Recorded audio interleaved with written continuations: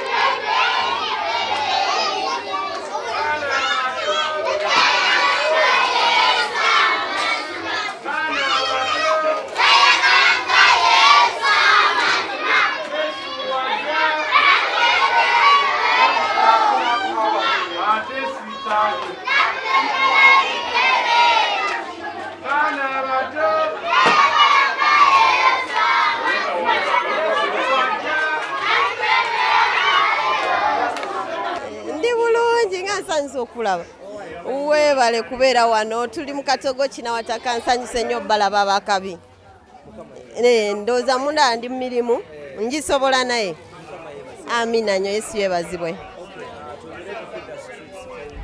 Yes.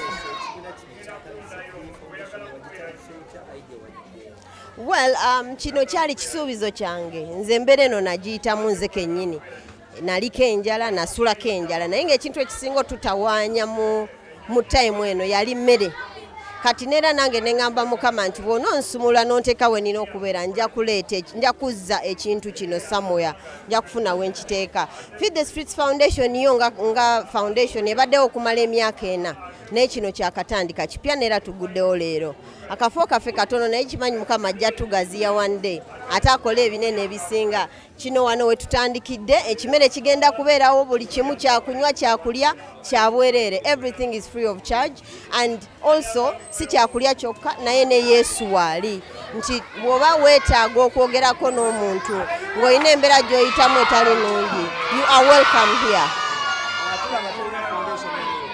Yeah. Yes. Katonda yesobola lwakuba abantu balowooza nnyo nti Katonda tasobola bintu bino. Katonda ateekawo obugabirizi n'akusobozesa okukola ekintu kyonna kye weetaaga okukola. Gwe weetaaga kirooto n'otuukira n'ogamba nti kati nze nzize. God will make sure you're okay. Abaana mu neighborhood mwe bali. Neera kyekyo lwaki tujja mu kifo bwekiti ekyetaaga obuyambi bwe buti. So abaana mu neighborhood mwe bali abeetaaga ebyokulya ate tubireese ne tubituusa n'enjiri ne tubituusa. Abasinga bagenda ne bakwa foundation mu West ane nga balinamu ebigendero byabyo. Yeah. Anze I'm not worried about that kuba mbadde nkola foundation okumala emyaka 4. So kati ekyo tekisobola kunthreateninga kubanga tuzimbya amayumba eyiganga ebukerere kati kino ate kiba kitono nnyo kuba byali mmere yokka okiraba nti nga bwe twakikola okumala ebbanga we can do more ate tugenda kola n'ebirala ebisinga kuba Katonda agenda tusobozesa.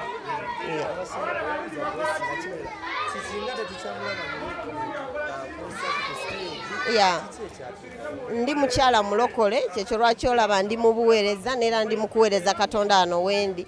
I've humbled myself amachepe gano ge bateekako agabiki biki nagajjako ne ngateeka wansi ku bigere bya Mukama neera ndi mu buweereza bwa Mukama. Yes.